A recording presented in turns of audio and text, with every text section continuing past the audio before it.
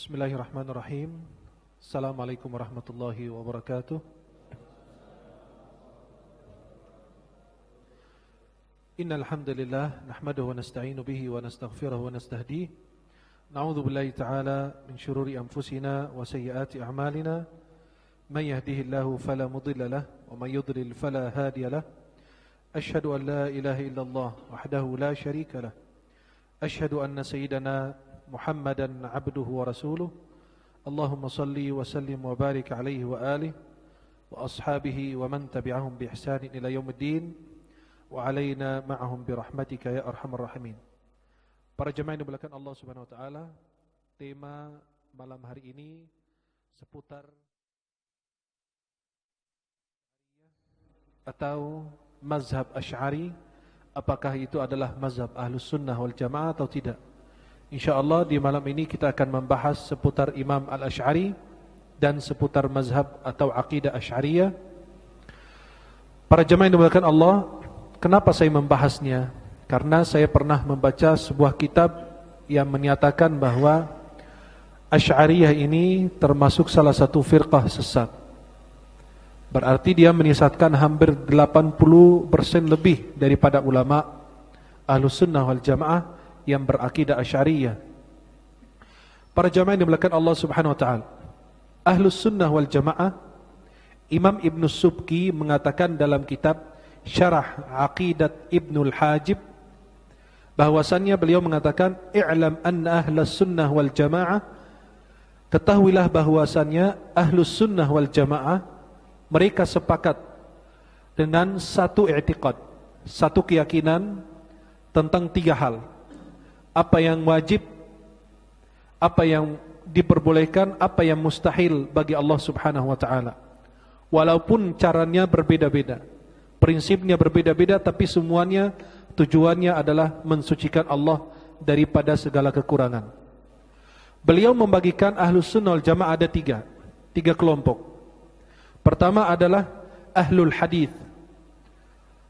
Kelompok Ahlul Hadith, mereka ini yang selalu berdalil dengan Al-Quran, Sunnah Rasulullah, dan ijma' para ulama. Yang kedua adalah Ahlun Nadharil Aqli. Mereka yang selalu punya pandangan dan selalu menggunakan akal untuk berusaha memahami ayat Allah, hadis Rasulullah sallallahu alaihi wasallam. Dan mereka ini adalah Asy'ariyah wal Hanafiyah. Asy'ariyah dan Hanafiyah itu disebut Al-Maturidiyah.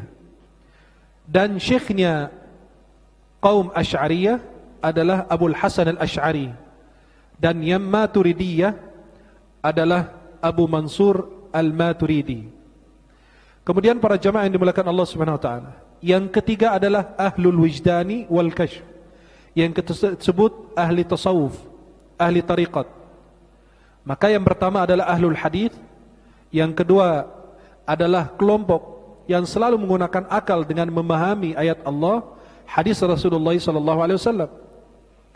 Dan mereka ini adalah dua, Asy'ariyah dan Maturidiyah. Yang ketiga adalah orang ahli tasawuf. Kemudian Imam Muhammad Ahmad As-Safarini Al-Hanbali, beliau mengatakan bahwa Ahlus Sunnah wal Jamaah ada tiga kelompok atau tiga firqah. Tiga firqah ini termasuk Ahlus Sunnah wal Jamaah. Tidak bisa kita katakan mereka kafir atau fasik atau di luar jalur Ahlus Sunnah wal Jamaah. Pertama adalah yang disebut Al-Athariyah. Guru mereka atau imam mereka adalah Imam Ahmad bin Hanbal radhiyallahu anhu. Yang kedua adalah Al-Asy'ariyah. Imam mereka adalah Imam Abul Hasan Al-Asy'ari radhiyallahu anhu. Yang ketiga adalah Al-Maturidiyah. Imam mereka adalah Abu Mansur Al-Maturidi. Loh, kenapa di sini disebut tiga kelompok? Pertama Ahlul Hadith atau Al-Athar, gurunya Imam Ahmad bin Hanbal. Yang kedua adalah Asy'ariyah, Abul Hasan Al-Asy'ari.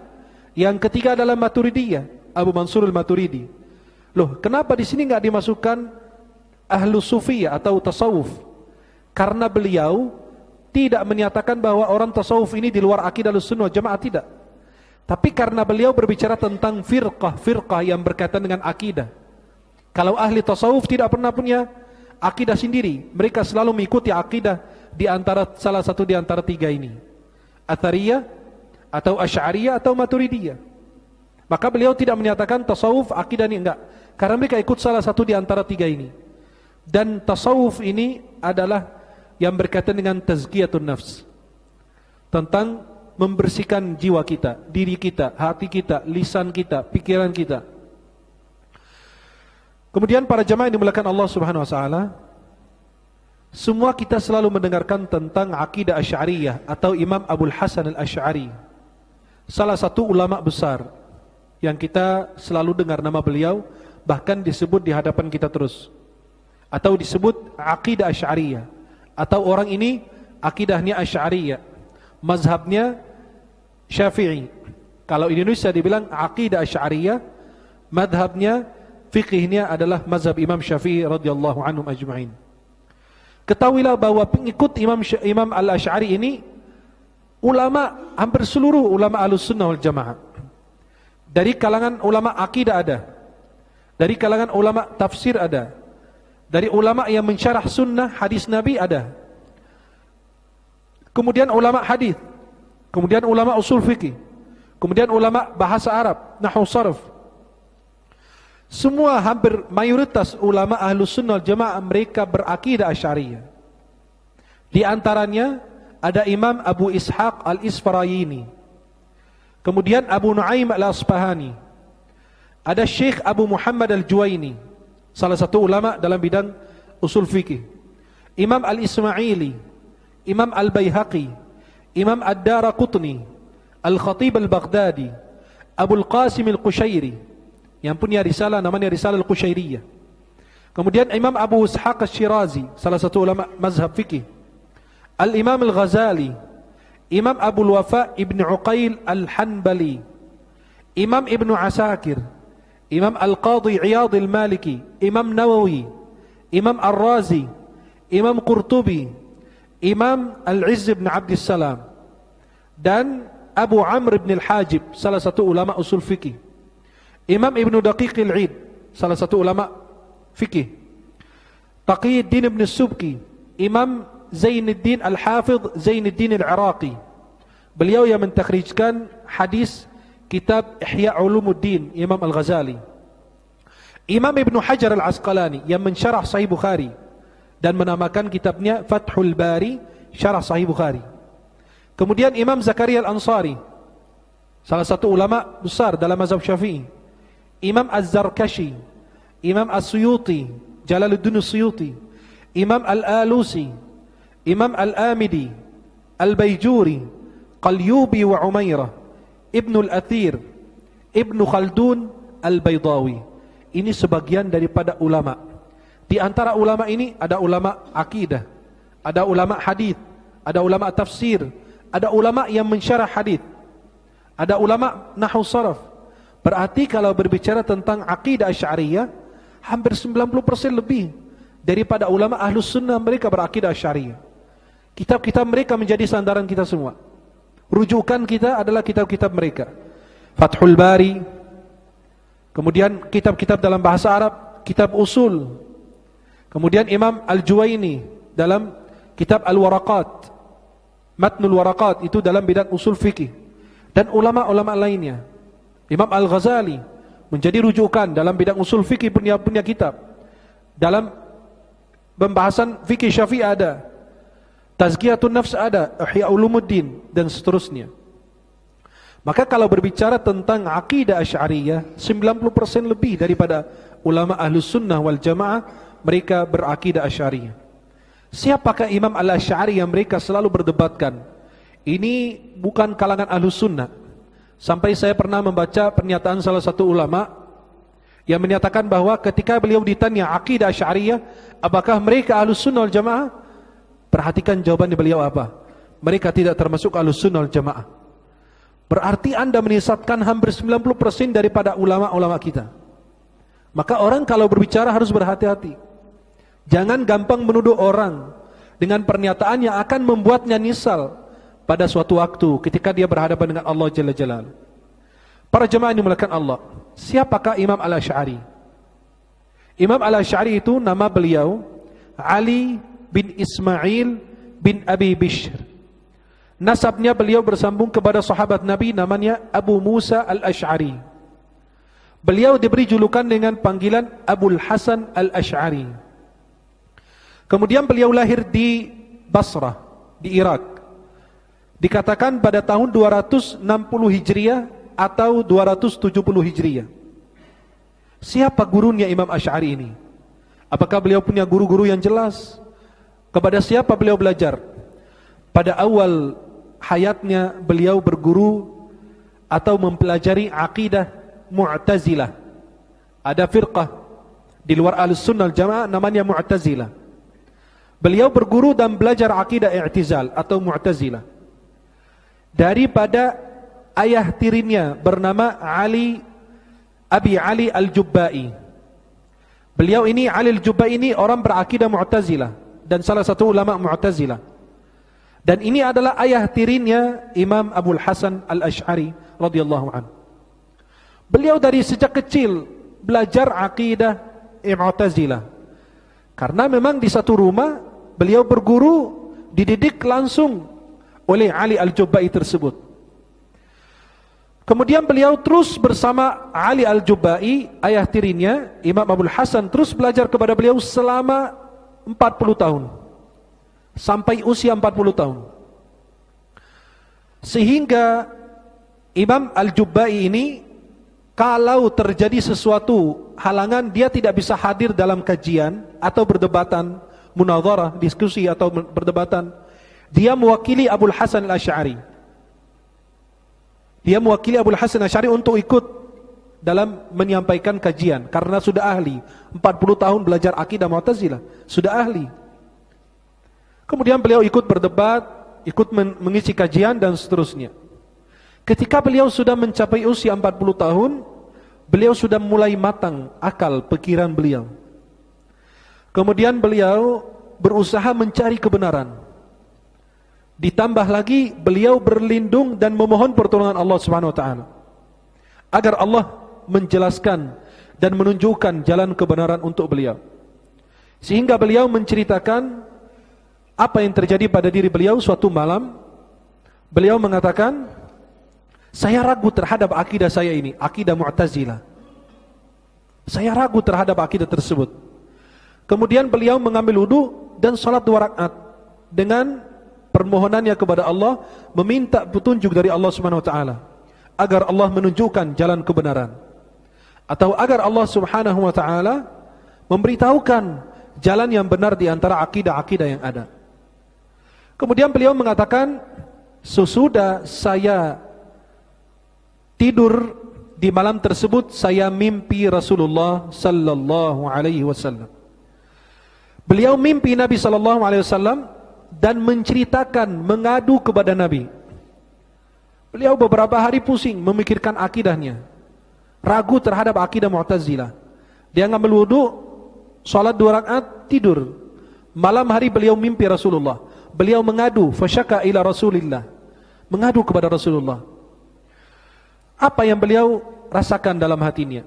Maka Rasulullah SAW berpesan kepada Imam Abul Hasan al-Ash'ari dengan pesan, alaika bisunnati, hendaklah engkau mengikuti sunnahku, engkau akan selamat. Dengan pernyataan itu dari Rasulullah, kalau orang mimpi Rasulullah itu adalah mimpi benar. Gak bisa dikatakan orang berdosa ketika mimpi Rasulullah. Rasulullah bersabda, "Man ra'ani fil manam faqad ra'ani haqqan, fa inna asyaitana la yatamassulu fi surati aw bi surati." Barang siapa mimpi Rasulullah, melihat Rasulullah dalam mimpi, maka dia betul-betul sudah melihatnya. Karena syaitan tidak bisa menyerupai Rasulullah dalam mimpi. Nanti kita juga orang yang sudah mimpi Nabi SAW di dunia akan bertemu secara langsung kepada Rasulullah sallallahu alaihi wasallam. Kemudian beliau sudah mulai sadar sesudah mendengarkan ungkapan dari Rasulullah sallallahu alaihi wasallam. Kemudian beliau pindah mazhab, pindah akidah, pindah pemahaman menuju kepada mazhab Ahlus Sunnah wal Jamaah.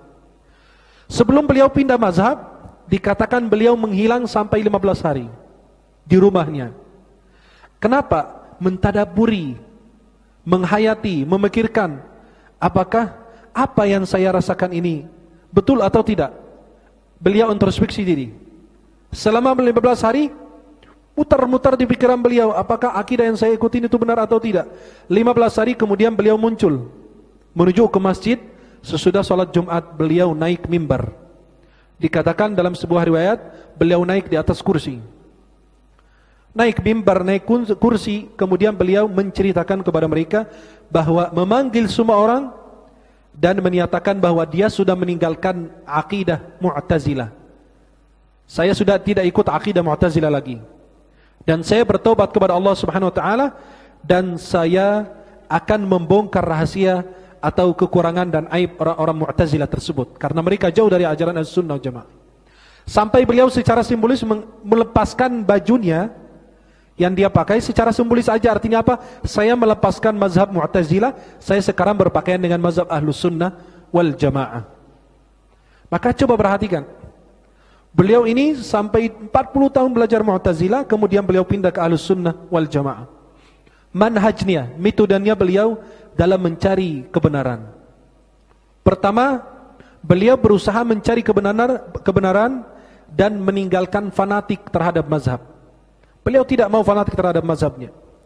Sampai hal tersebut tidak menghalanginya beliau 40 tahun belajar mazhab Mu'tazilah, tapi ketika terjadi atau mendapatkan kebenaran, beliau melepaskan 40 tahun itu. Persis dengan ulama-ulama kita. Imam Syafi'i punya mazhab qadim di Irak dan punya mazhab jadid dalam fikih. Mazhab lama dan mazhab baru. Mazhab lama ada, mazhab baru juga ada. Maka beliau meninggalkan mazhab-mazhab yang dulu karena mungkin beliau bertemu dengan ulama yang dulu saya bilang ini haram, ternyata halal karena ada dalilnya. Atau dulu saya mengatakan haram, ternyata halal karena ada dalil, atau sebaliknya. Maka itu yang bertambah adalah ilmu. Maka Imam Syafi'i buat mazhab lama dan mazhab baru. Mazhab baru ketika beliau menuju ke Mesir dan punya kitab Al-Um yang ditulis oleh muridnya namanya Ar-Rabi' bin Sulaiman. Para jamaah yang dimuliakan Allah Subhanahu wa taala. Imam Syafi'i dan ulama fikih lain mengatakan, hati-hati ketika saya menyampaikan salah satu pendapat. Kenapa? Hari ini saya menyampaikan pendapat tersebut, besok saya berubah lagi. Kenapa? Tambahan ilmu. Maka ulama itu tidak pernah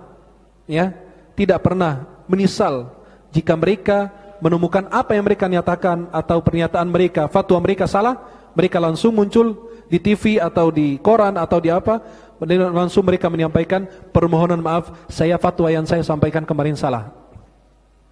Itu mereka, coba perhatikan. Imam Abul Hasan mencari kebenaran. Bukan karena 40 tahun ikutin mazhab Mu'tazilah, habis itu ikut terus, enggak. Ketika muncul kebenaran, ternyata beliau mengikuti kebenaran tersebut. Seperti orang yang berdebat di salah satu perdebatan, masalah fikih, masalah apa saja, mereka berdebat bukan mencari kemenangan, tapi mencari kebenaran. Di mana itu kebenaran, saya akan mengikutinya. Sampai Imam Syafi'i mengatakan, kalau saya berdebat dengan orang, saya berdoa, mudah-mudahan lawan saya ini Allah kirimkan kebenaran melalui dia. Saking beliau kepingin mengikuti kebenaran. Maka contoh, kita lagi sholat, salah kita menghadap kiblat. Ada orang merubah kita atau bantu kita agar Bapak geser dikit gitu, atau bantu kita langsung geser gitu, atau berubah posisi menghadap kiblat. Jangan kita diam, ikutin aja karena itu lebih tahu. Berarti kalau sudah datang kebenaran, jangan merasa kita yang paling benar, tidak. Maka jika terjadi kebenaran di hadapan kita dalam ilmu yang kita pelajari, mungkin saya dalam waktu saya menyampaikan hadis ternyata hadis palsu. Besok hari saya bilang, maaf kemarin hadisnya palsu. Jangan malu mengatakan tidak tahu. Jangan malu bilang saya masih belajar. Jangan malu ketika Anda mengatakan bahwa saya masih berguru. Punya guru-guru, saya belajar kepada mereka dan seterusnya. Sampai Imam Malik ketika salah satu orang dari Iran, dari Faris, datang bertanya kepada beliau 40 sekian pertanyaan. Imam Malik menjawab cuma 2 atau 4. Sisanya beliau, la adri, saya tidak tahu. Orang itu ngamuk. Parah. Loh, gimana? Saya datang dari Faris, Iran, menuju ke kota Madinah, kota Rasulullah. Jaraknya jauh. Saya datang kepada Anda, saya bertanya, ternyata Anda ini mengatakan bahwa saya tidak tahu. Kata Imam Malik, kembalilah kepada kaummu, kepada negerimu. kepada keluargamu. Katakan kepada mereka, saya datang kepada Imam Malik, saya bertanya kepadanya dan dia menjawab, wallahu alam, saya tidak tahu. Itulah adabnya para ulama-ulama kita. Yang kedua, metode beliau mencari kebenaran atau cara beliau mencari kebenaran adalah terus berfikir tanpa berhenti dan terus berkhalwat. Mungkin dengan mereka berkhalwat bisa membaca banyak kitab, menemukan banyak ilmu dan seterusnya. Maka beliau sampai menghilang 15 hari. Kenapa? Mencari dalam kitab-kitab, mencari ilmu. Ilmu itu enggak ada habis-habisnya. Kalau ada yang ngaku sudah top dalam agama Islam, itu enggak ada. Kalau urusan dunia bisa gampang, tapi untuk urusan agama enggak. Karena ilmu itu tidak ada habis-habisnya untuk dipelajari. Kemudian yang ketiga, selalu memohon pertolongan Allah. Maka beliau wudu, salat 2 rakaat, memohon pertolongan Allah agar Allah menunjukkan jalan as-siratal mustaqim, jalan kebenaran kepada beliau. Dan mengakui kelemahannya di hadapan Allah. Ya Allah, saya tidak punya apa-apa kecuali Engkau. Kalau Engkau tidak menurunkan pertolongan kepadaku, saya tidak akan mendapatkan jalan kebenaran. Yang keempat, beliau menjadikan Quran dan hadis Rasulullah sebagai sandaran beliau atau prinsip atau sebagai beliau kembali kepada Quran dan hadis Rasulullah SAW di dalam urusan-urusan syariat. Tapi kadang-kadang beliau menggunakan akal dalam urusan-urusan yang berkaitan dengan akal. Maka dikatakan oleh Imam Ali, "Lau kana ad-dinu bir-ra'yi." Kalau agama itu dengan logika, dengan akal, kita mengusap di bawah khuf bukan di atasnya. Kita kalau mengusap di atas khuf, kaos kaki yang kita gunakan, itu kita mengusap di atas, mestinya di bawah karena yang injak itu bawah bukan atas. Tapi itu agama itu tidak digunakan dengan akal, tapi dengan dalil yang sudah dijelaskan oleh Rasulullah dan para ulama-ulama kita. Dinisbahkan Ahlus Sunnah wal Jamaah kepada Imam Asy'ari, maka disebut Aqidah Asy'ariyah. Aqidah Asy'ariyah atau Imam Asy'ari dan para pengikut beliau tidak mendatangkan akidah baru, tapi beliau mengembangkan akidah para sahabat dan para tabi'in dan para salafus salih. Seperti mazhab-mazhab fikih, ada mazhab Hanafi dan ada pengikutnya, maka disebut mazhab Abu Hanifah. Ada mazhab Maliki, ada pengikutnya, maka disebut mazhab Maliki. Pendirinya Imam Maliki, pendirinya Imam Hanafi. Dan ulama qiraat 7 atau 10 qiraat, Hafiz an Asim, Warish an Nafi' dan seterusnya. Itu semua dari Rasulullah sallallahu alaihi wasallam. Beliau Imam Asy'ari membuat akidah, menyusun akidah, merapikan akidah buat kita agar kita gampang bisa mempelajari agama atau akidah yang disampaikan oleh Rasulullah dan para sahabatnya. Bahkan Imam Ibnu Asakir menukil dari ulama-ulama besar dalam Islam bahwasannya Imam Asy'ari imam min a'immat ashabul hadith, salah satu imam besar dalam bidang hadith, dan salah satu ulama besar dalam bidang usul din. Usul din itu maksudnya akidah. Wa tariqatuhu tariqatas sunnah wal jamaah. Jalurnya, metodenya itu adalah metode Ahlus Sunnah wal Jamaah. Wa dinuhu wa i'tiqaduhu mardiyun maqbulun 'inda al-fariqain. Dan agamanya, keyakinannya sudah diterima oleh para ulama. Mau ulama hadis atau mau ulama Maturidiyah atau ulama-ulama lainnya. Sampai Imam Abul Qasim Al-Qushairi mengatakan, sepakat para ulama ahli hadis bahwasannya Imam Abul Hasan Al-Asy'ari salah satu imam besar dalam bidang hadis, dan mazhabnya adalah mazhab ashabul hadis. Artinya mazhabnya adalah para salafus salih.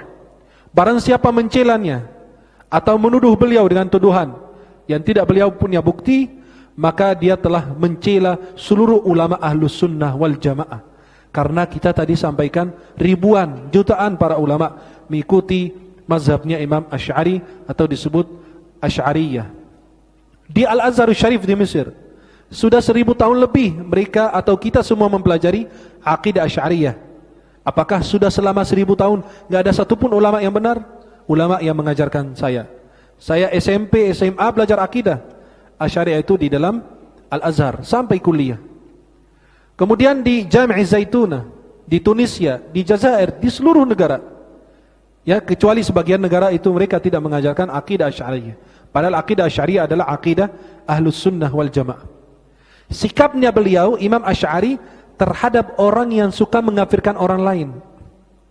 Ya, kadang-kadang muncul orang yang bilang fulan kafir, fulan ahli bid'ah, fulan ini. Bagaimana sikapnya imam kita ini, Imam Asy'ari? Beliau mengatakan apa? Perhatikan ungkapan beliau. La nara alla nukaffira ahadan min ahli al-qiblah. Kami berpendapat Ahlus Sunnah wal Jamaah tidak mengkafirkan orang dari ahli kiblat, artinya orang muslim manapun. Bidzambin yartakibuh, gara-gara dosa yang dia telah lakukan. Kazina was sariqah wa syurbil khamr, seperti berzina atau mencuri atau minum khamar. Itu termasuk dosa besar. Tapi kami enggak berani mengkafirkannya. Kenapa wahai imam? Kama danat bidzalikal khawarij wa za'amu annahum bidzalika kafirun. Firqah khawarij, firqah sesat, menyatakan bahwa orang berzina, orang minum khamar, orang mencuri itu adalah sebuah kekufuran, kafir. Kalau kita tidak, tengah. Kita umat Ahlus Sunnah Jamaah akidahnya adalah pertengahan. Beliau mengatakan apa? Naqulu inna man amila kabiratan minal kabairi wa ma ashbahuha. Ya. Kami bernyatakan bahwa siapapun melakukan sebuah dosa besar atau semisalnya, mustahillan laha kana kafir. Dia berzina dan dia bilang zina itu halal. Minum khamar bilang itu halal. Dia mencuri, dia bilang itu halal. Maka itu kata beliau, itu dia telah kafir karena menghalalkan dosa besar. Coba perhatikan beliau, tengah. Yang melakukan dosa besar kemudian dia menghalalkannya, itu termasuk orang kafir. Wa in kana ghaira mu'taqidan tahrimiha. Ya. Idza kana ghaira mu'taqid tahrima. Tapi kami enggak berani mengkafirkannya ketika dia melakukannya, tapi dia tahu bahwa itu hukumnya haram. Ada orang muslim tapi disebut muslim asi, muslim yang maksiat, ahli maksiat, tapi Islamnya masih ada. Jangan mengeluarkan orang muslim dari Islam kecuali kalau dia melanggar syarat syahadat la ilaha illallah atau Muhammadur Rasulullah SAW. Sampai dikatakan dalam Jawharatut Tauhid, beliau dijelaskan tentang akidah Asy'ariyah, wa may yamut wa lam yatub min dzambihi fa amruhu mufawwadun li rabbih. Sebuah syair yang diajarkan Jawharatut Tauhid, barang siapa meninggal dan dia melakukan dosa dan tidak taubat, maka kita serahkan kepada Allah Subhanahu wa taala. Fulan ini enggak pernah salat, fulan ini tukang mabuk, fulan ini zina, tapi dia meninggal belum taubat. Kata ulama Ahlussunnah Jamaah, diserahkan kepada Allah. Insya'a 'adzabah wa insya'a 'afa'an. Dikehendaki Allah, Allah maafkan atau Allah hukum dia, urusan-urusan Allah. Maka surga neraka itu jauhin. Kenapa? Kita enggak pegang kuncinya. Kita enggak ada urusan dengan surga neraka. Selama dia mukmin, walaupun dia berzina, walaupun dia minum khamar, meninggal dunia, dan kita tidak mendengarkan pernyataan dari beliau mengatakan bahwa dia sudah ditaubat, kembali kepada Allah, maka kami enggak berani mengatakan dia di surga atau neraka. Kecuali kalau kami mendapatkan dia pernyataan bahwa dia muslim atau dia sudah taubat, alhamdulillah. Kalau belum taubat, serahkan urusannya kepada Allah Subhanahu wa taala. Permasalahan satu lagi yang selalu diperdebatkan, mazhab Asy'ariyah dalam mutasyabihat. Sebagian nas atau ayat di dalam Al-Quran yang kami tidak tahu maknanya. Zahirnya nampak daripada ayat tersebut bahwa menyerupai Allah dengan makhluk. Tapi itu tidak mungkin. Itu kita menyerupai Allah Subhanahu wa taala dengan makhluk. Karena kita selalu meyakini Allah laisa kamitslihi syai' wa huwas samiul basir. Tidak serupa dengan Allah. Tandingan bagi Allah. Allah itu Maha Mulia Subhanahu wa taala. Karena ada perbedaan antara makhluk dan ada perbedaan di antara makhluk dan Khaliq, Sang Pencipta Subhanahu wa taala. Dan semua yang ada di pikiran kita, Allah berbeda dengan itu Subhanahu wa taala. Karena Allah itu mukhalifun lil hawadith, mukhalafatun lil hawadithi. Itulah sebuah sifat yang kita harus meyakininya. Di antara nas-nas yang atau ayat yang kita sering dengar, Ar-Rahmanu 'alal 'arsy istawa. Ar-Rahman bersemayam di atas arsy. Atau dikatakan Allah punya tangan, Allah punya mata, Allah punya kaki dan seterusnya. Dalam Al-Qur'an banyak ayat. Imam Al-Asy'ari sikapnya itu ada dua mazhab atau dua penjelasan. Pertama, beliau mengimani bahwa Allah bersemayam di atas arsy, caranya atau bagaimananya Allah yang Maha mengetahui. Serahkan kepada Allah. Tanpa kita menjelaskan bagaimana bersemayamnya. Maka itulah yang pertama. Tapi kita harus mensucikan pikiran kita daripada bahwa Allah itu menyerupai makhluk. Bersemayam Allah itu berbeda dengan makhluknya. Allah hidup, saya hidup. Kehidupan Allah berbeda dengan saya. Allah ada dan saya ada. Keberadaan Allah berbeda dengan keberadaan saya. Saya mendengar dan Allah Maha mendengar. Berbeda pendengaran Allah dengan kita. Subhanahu wa ta'ala. Mazhab yang kedua atau penjelasan kedua, annahu yamurru bi dhahiriha kama ja'at la yata'awwaluha. Ya. Kemudian mazhab yang kedua, beliau mengatakan ditakwil sesuai dengan keagungan dan kebesaran Allah. Dalam hadis sahih dikatakan Allah turun ke langit dunia pada sepertiga malam. Turunnya Allah seperti kita? Tidak. Kata ulama itu ditakwil agar orang tidak salah paham. Dua mazhab ini ingin mensucikan Allah, mengagungkan Allah Subhanahu wa taala dari segala kekurangan. Yang pertama, mengimani Allah bersemayam di atas arasy. Allah turun di sepertiga malam sesuai dengan keagungan dan kebesaran Allah. Bagaimana caranya Allah yang Maha mengetahui. Serahkan kepada Allah, nanti ke hari kiamat kita tahu bagaimana caranya. Yang kedua, ditakwil. Takwil kenapa? Disesuaikan dengan Allah. Kebesaran keagungan Allah Jalla Jalaluhu. Karena Allah berbeda dengan makhluk. Allah turun ke langit dunia sepertiga malam, menawarkan taubatnya, istighfarnya kepada siapapun yang punya permintaan, permohonan kepada Allah. Maka beliau mengatakan ditakwil. Kenapa? Biar orang tidak salah paham. Ditakwil seperti apa? Yang turun ke langit dunia sepertiga malam adalah rahmat Allah, kasih sayang Allah, ampunan Allah, bukan Allah Subhanahu wa ta'ala. Inilah sampai beliau mengatakan, mau diimani, lalu kita sebut Allahu a'lam bimuradi. Allah lebih mengetahui. Allah bersemayam, Allah yang mengetahui. Kita tidak tahu gimana. Yang kedua, kita merubah atau mentakwilkan ayat tersebut agar sesuai dengan kebesaran dan keagungan Allah Subhanahu wa ta'ala. Apa yang disebut kitab-kitab Imam Abul Hasan Al-Asy'ari? Pertama, kitab namanya Al-Fusul fi Radd 'ala al-Mulhidina wal Kharijina 'ala al-Millah. Yang kedua, kitab Fi Khuluqil A'mal, Fi Khalqil A'mal. Kemudian yang ketiga, Maqalatul Islamin, Maqalatil Islamiyah wa Ikhtilafil Musallin. Maqalatul Islamin wa Ikhtilafil Musallin. Dan kitab tentang sifat Allah, tentang asma dan sifat Allah Subhanahu wa taala. Dan kitab tentang jawaz ru'yatullahi bil absar. Bolehnya kita melihat Allah dengan mata kepala kita, tapi di akhirat. Itu adalah mazhab Ahlussunnah wal Jamaah. Dan ini pembahasan kita di pertemuan yang akan datang insyaallah. Kemudian kitab ijtihad dalam ahkam. Kemudian kitab Al-Ibanah an Usulid Diyanah. Ini buku beliau. Al-Ibanah an Usulid Diyanah. Ini buku Imam Abul Hasan Al-Asy'ari. Ini kitabnya. Ini buku beliau. Ini dalam bahasa Arab semua. Ini buku beliau tentang akidah Ahlussunnah wal Jamaah yang sebenarnya. Maka jangan menuduh orang sebelum Anda baca kitabnya dulu. Harus baca kitab orang dulu, baru Anda bisa menghukuminya. Beliau itu wafat pada tahun, ulama berbeda pendapat. Ada yang mengatakan 324 Hijriah, ada yang mengatakan sesudah tahun 320 Hijriah. Yang dikatakan itu yang sahih, wallahu a'lam bishawab. Beliau wafat pada tahun 324 Hijriah, bertepatan dengan 939 Masehi. Inilah seputar akidah Asy'ariyah atau tentang akidah Ahlussunnah wal Jamaah.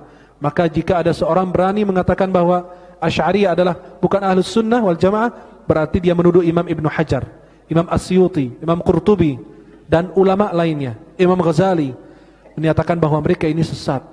Siapa Anda di samping Imam As-Suyuti yang punya karangan hampir 300 jilid?